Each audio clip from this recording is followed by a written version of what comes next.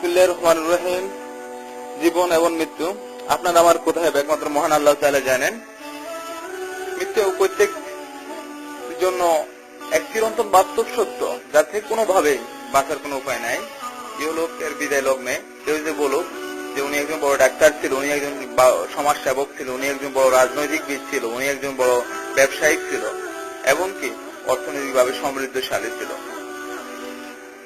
এর চেয়ে বড় পাওয়ার কিছুই নেই। যে সবাই যদি বলে উনি একজন বড় ভালো মানুষ ছিল, আমাদের বিদায় লগ্নে যদি প্রত্যেকের মনে, হৃদয়ের অন্তঃস্থল থেকে, মুখে, আবেগে সবাই যেন আমাদেরকে স্বীকৃতিটা দেয় যে উনি একজন বড় ভালো মানুষ ছিল, এর চেয়ে বড় পাওয়ার আমাদের আর কিছুই নেই।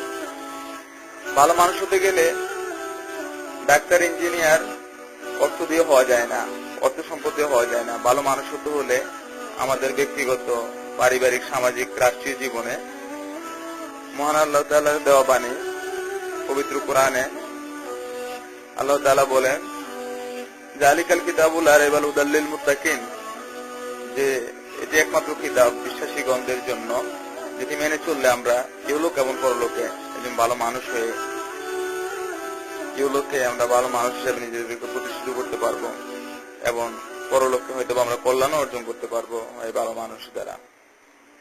আল্লাহ যেন আমাদেরকে কবুল করে।